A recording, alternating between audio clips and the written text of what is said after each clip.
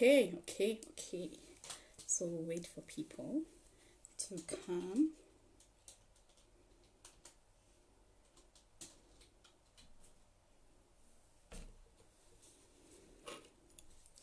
Hi. Hi everyone. Hi Penyo. Thank you for joining. Okay, so today, so this is my first live video, and I hope that I'll do justice. Um, we'll see as we go. So I want to talk about forgiveness, but there's another element to forgiveness, and that is the triggers, right? Stuff that happens that remind us of the past, really. Things that happen to us and trigger the pain that we used to feel or that we felt when a particular thing happened to us. So I think if there's any kind of topic that I feel that I'm well equipped with, it has to be the soul of a human being. And that is because I've had my fair share of difficult situations. I've had my fair share of betrayal. I've had my fair share of drama in life. And I had to go through a whole lot of processes. And there were times where I would make an error of going back into the past and then coming back and, I think the whole point or the whole reason of me going into the past was to check what did I do wrong, what mistakes did I make, and why am I like this today, So I used to do that a lot when I was faced with a financial issue, when I was faced with a heartbreak, when I was faced with stuff in life that just come and bombard us, right? And I feel like that was one of those times were the toughest, because going into the past without a clear picture of what you want to achieve will really ruin your whole journey with God, because what is the point? So I think I went there to ask questions, into my past to ask questions, and then when I came back again, life still remained the same. So that means as things were happening in my life, I was not learning enough. And so when I'm faced with a hard surface or hard wall or a difficult issue, because I didn't learn in the past, then I'm forced to go back into the past and check really, so it really doesn't work out. So besides the issues of forgiveness, which we know, when you don't forgive, you are actually a prisoner. If you don't forgive, you are a prisoner. And I've had interactions with a lot of people, also with my life as well, that it's usually easier to forgive a person, but it's hard to forget the pain that you felt when that thing happened.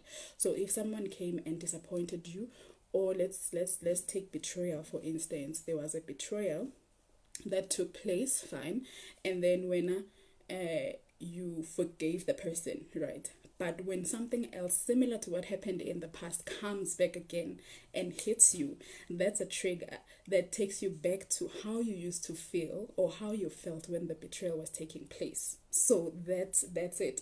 So sometimes it's okay, or it's easier to forgive a person and you feel like even if the person comes by, I'll be okay. The person is no longer a trigger. But when another situation totally unrelated to the issue now or to the person comes and does something to you similar to what happened, then it's a trigger, and then you go back to the issues that you went through, or you go back to the pain, you go back to how you felt, you go back to the disappointment, the sadness. For me, it was really the sadness. I went back into pain. I went back into the past. I went back into that whole, like the feeling I felt, when I was crying in my bed, when it was just me and my pillow. I go back to that place each time a trigger comes forth, right? So my issues with that is, what is your state of mind when you go through issues? What happens to you when you go through a situation? When you go through betrayal, when you go through a heartbreak, when you go through a disappointment, when you go through maybe unanswered prayers even, what happens to you? What is your state of mind? Are you learning something from your issues? Are you learning something from your situation? Or you just go by because people go by? Do you just go through stuff for mahala? It doesn't make sense. So my issues with triggers is that if a trigger would come, where exactly does a trigger hit, right? Because I thought that I knew everything about forgiveness. I studied on it. I made a thorough study on forgiveness, but I was still having issues with the pains of the past. I went through this, I went through that. I researched, YouTube, Google, everything, even the Word of God, the Bible itself, where we are supposed to forgive and so I went through that whole season. And then years later, something else happened, and then it took me back to what had happened 5 years ago. At that point, I crashed because I felt like something was wrong with me. Something was wrong with who I am. Maybe I don't understand what forgiveness is. Shouldn't it come naturally? Because, God expects it and I have Christ in me. So maybe it should be natural. Maybe it has to come natural. I don't know. But I think my esteem or what I thought my relationship with God was like really took a decrease down, because I questioned myself. I was like, maybe I'm not saved enough. Why am I feeling the way I'm feeling? Why am I having issues with all of this? Maybe I'm not saved enough. Maybe the work of the cross worked 50% for me, because the thing is, in other areas you'll really flourish, in other areas you'll really master the art, right? But then with forgiveness, it's always a struggle. So when I went through that, and then this year, I believe I got my deliverance from unforgiveness, because this year we did a series, Bible study, where we were talking about prayer. And Buhle came and spoke about the state of the heart, or what is the state of your heart when it comes to prayer, when it comes to serving God, when it comes to doing the things tamudimo. What is your state, right?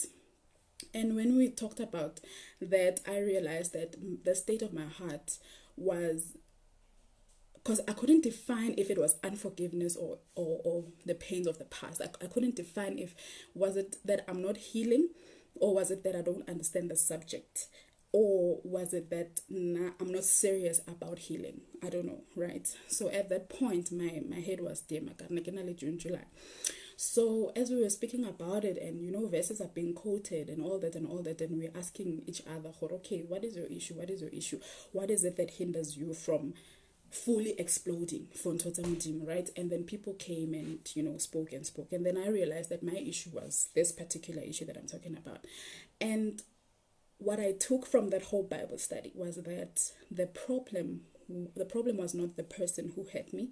The problem was not the situation that hurt me. The problem was not the rumors that emerged after whatever happened. The problem was that the triggers were really hitting my pride, right? The triggers were hitting pride. The triggers were hitting what I had worked for all of my life to get to a point where I am now. Because it's like I've worked so hard from a young age to be the person that I am. I've worked really hard to be where I am. And you, when somebody who's hurting me, or you, a squad of people that are hurting me, how dare you all come into my life and then try to shake my foundations? How dare you come try to, destroy what I've worked so hard for? The triggers were hitting that place, and that place is a place of pride. The triggers were not hitting my personality. The triggers were not hitting my character. The triggers were not hitting my heart or anything, but they were really hitting on pride, because my pride kept telling me that I'm a good person, and how dare someone spread rumors about me. I'm a good person, and how dare someone try to blame me. I'm a good person, and how dare someone try come and hurt me. So the issue here was my pride. So I want you to ask yourself, when you are struck by triggers, right, that take you back to the pain of the past, where are they hitting exactly? What is it that they're, because with me also, my pride when I go through issues or when I have friends and I hear that my friend asked someone else for help, it used to hit me hard, because in my mind I'm thinking, hello, I've got everything, dude. Like, it's like on Nagato to say, I've got your answers, girl. I'm level headed and because of years of experience, right? So that is pride. That is pride as well. So when my friends leave me and our friendships break, right?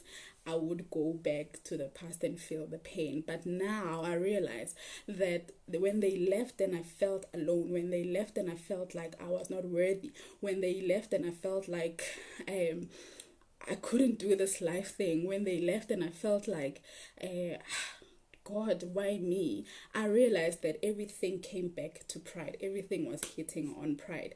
And for me to come to that point of admitting that I'm prideful took a lot. And it took me saying enough is enough. It took me admitting I'm struggling with unforgiveness. I'm struggling with the pains of the past. I don't know how to fully I don't know how to fully receive God's love for me, because I'm struggling with what God did for me. Like, he has forgiven me, but I find it so hard to forgive the other person. And that is pride. That is pride. That is pride. And for me to admit, it took a whole lot of things. So forgiveness comes on its own, although it has other factors, and triggers, they also come on their own, maybe to test us or to check, right? You use that to check guy with your forgiveness, with the state of your mind, state of your heart, right? Triggers come to test, triggers come to check guy. So these two things, although they are separate, but they are one thing. So you can forgive the person, and when the person comes through or comes by, you don't feel any type of way. But should another situation arise, then it sharp a trigger, and then you go back to the past, or you go back to what you were going through or how you felt when whatever happened, right?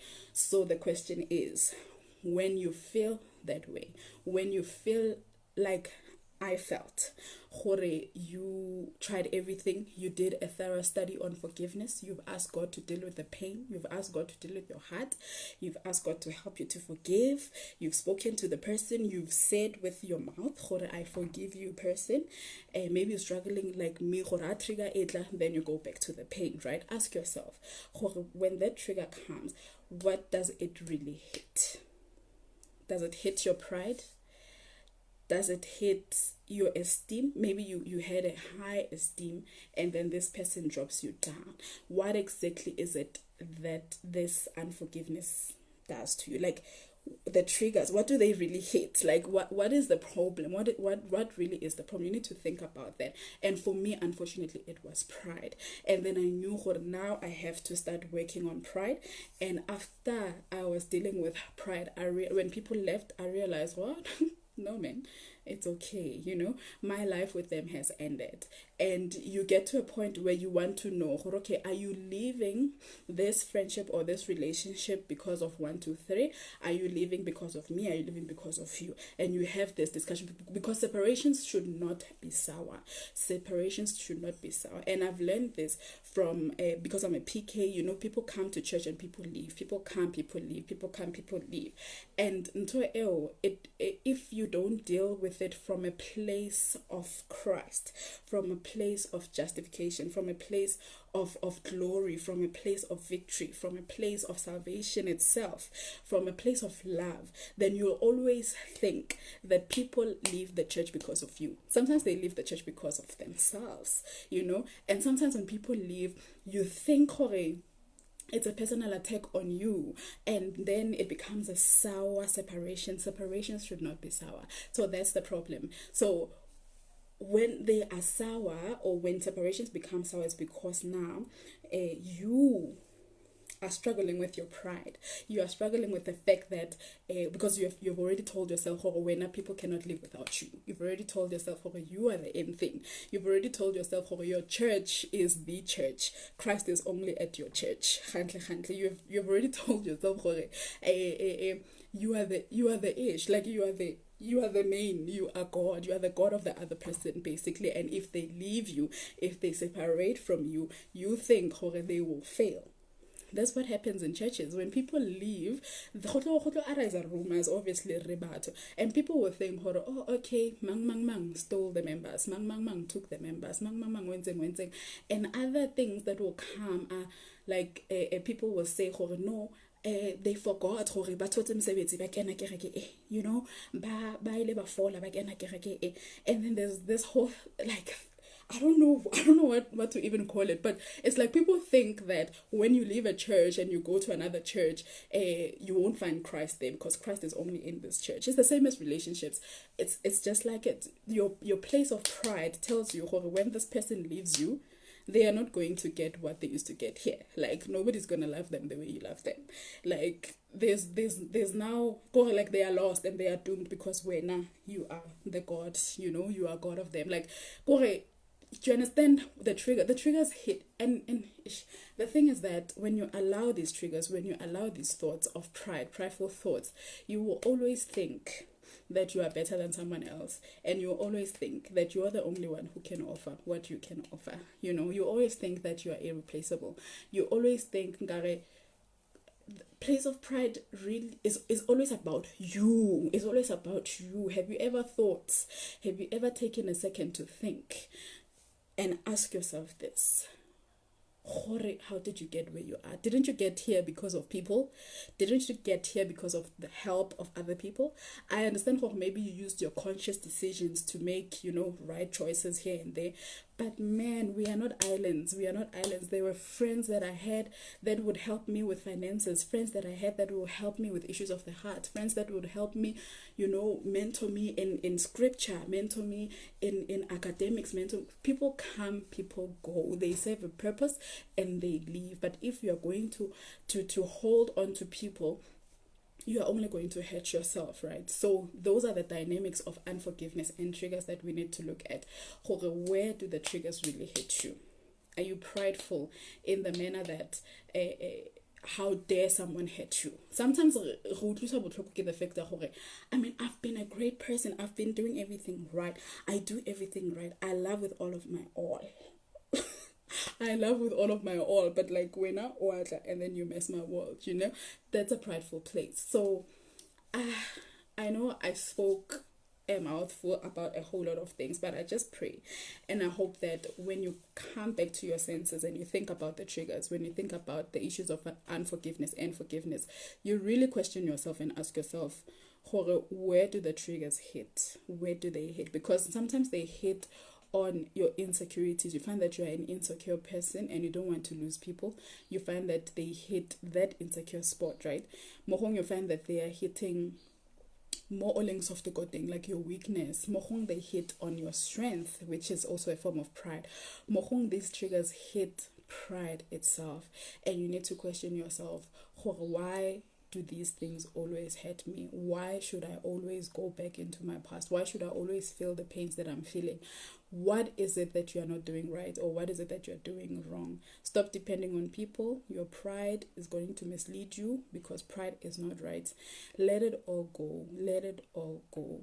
And I think once you master the art of understanding the triggers of unforgiveness, you are not going to struggle with unforgiveness. You are not going to struggle with the triggers. You are literally going to conquer because now you know the name of your issue. That's it. Now that you've thought about it, now that you know what is your struggle, you know the name of it, and every knee shall bow. Every knee shall bow at the name of Jesus Christ. And that's really it. Forgiveness is difficult. Yes, forgiveness is difficult. We always say it, but it's difficult because we tell ourselves. It's difficult because we don't check where does it really hit. What is it that it does when it comes in those thoughts? When they come, what is it that they really do to you? And it's broad. It's about your personal life. It's about friendships, relationships. It's about church. It's about, you know, in language that happens. So just allow yourself to go through this whole process of understanding when you are faced with this. where does it hit? When it hits your mind, what is it that you're entertaining? Like when it hits your heart, what is it that you're conceiving? When it hits your pride, what is it? Like what is it really hitting? And yeah, that was it. This is my first live video, so guys. To shame the devil. It's my first live video to shame the devil. And I just hope, whatever I spoke, I know it was all over the place, but I pray and I hope that you'll take this time of silence in your empty spaces and think about where the triggers truly hit. Forgiveness is an enemy. Unforgiveness is an enemy. It's the devil. It's the devil, guys. Let's deal with these things. And yeah, God bless you. I'll be back with more topics. Bye.